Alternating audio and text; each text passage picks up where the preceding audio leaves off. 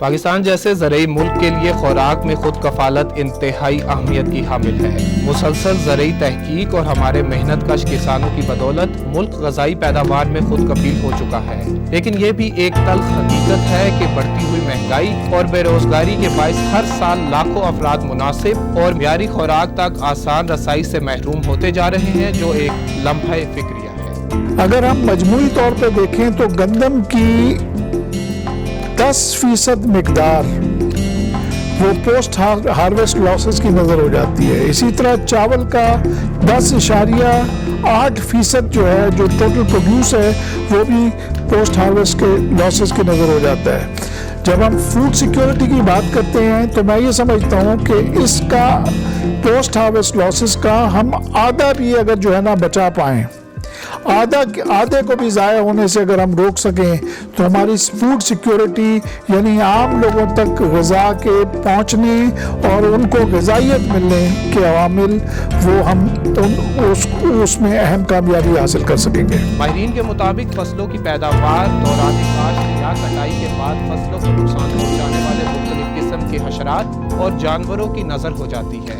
ان نقصانات میں واضح کمی کر کے ہم غذائی پیداوار اور اس کے معیار میں اضافہ کر سکتے ہیں، جس سے بڑھتی ہوئی غربت پر قابو پانے میں مدد مل سکتی ہے۔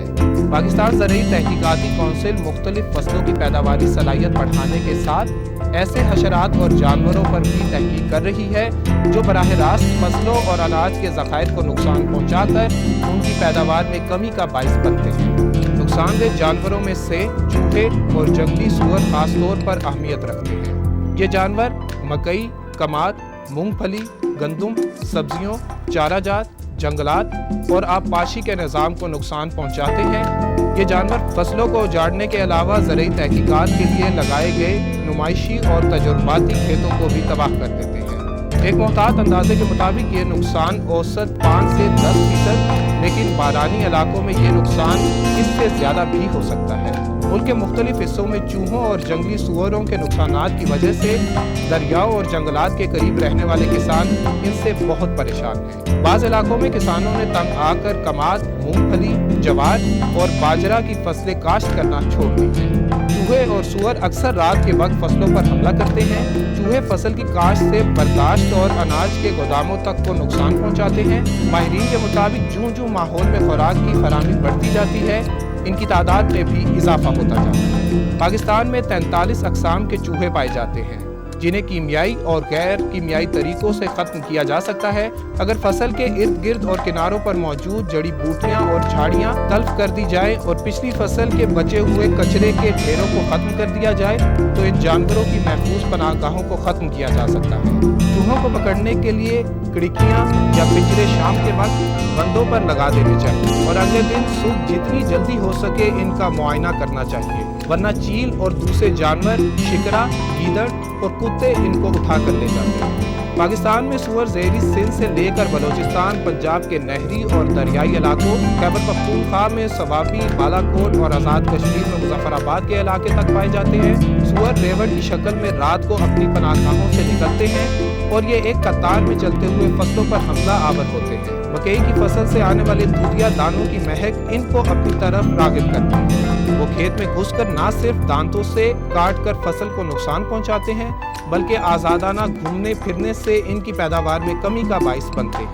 پاکستان زرعی تحقیقاتی کونسل کے ماہرین نے فصلوں کو سوروں اور چوہوں سے بچانے کے لیے مؤثر طریقے وضع کیے ہیں۔ ہمارے ڈپارٹمنٹ کا اہم کام ان جانوروں کو کنٹرول کرنا ہے۔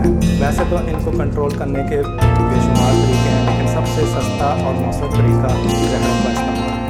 لیکن زہروں کے استعمال سے پہلے ہم ان جانوروں کی کھانے پینے کے عادات کو مد نظر رکھتے ہوئے ایسے اجزاء کا انتخاب کرتے ہیں جو فصل کے مرحلے پر ان کو زیادہ کھانے کا باعث بنے۔ مارکیٹ میں اس وقت 2 طرح کی زہریں دستیاب ہیں، جن میں زنک فاسفائڈ، جس کو کالی دوائی کہتے ہیں، یہ کسان بھائیوں میں بہت مشہور ہے، یہ آسانی سے دستیاب ہے۔ اس کا تیز اثر کرنے کا طریقہ ہے اور ایک بار یہاں میں یہ بتانا ضروری سمجھتا ہوں کہ جب بھی کسان بھائی یہ دوائی بازار سے خریدیں تو یہ 10 پیک ڈبے میں بند ہونی چاہیے۔ ادارے کے ماہرین نے مسلسل 3 سال کے تجربات کے بعد آخرکار آہستہ اثر کرنے والے زہر راکھو من سے سوروں کے مؤثر کنٹرول کا طریقہ دریافت کر دیا ہے۔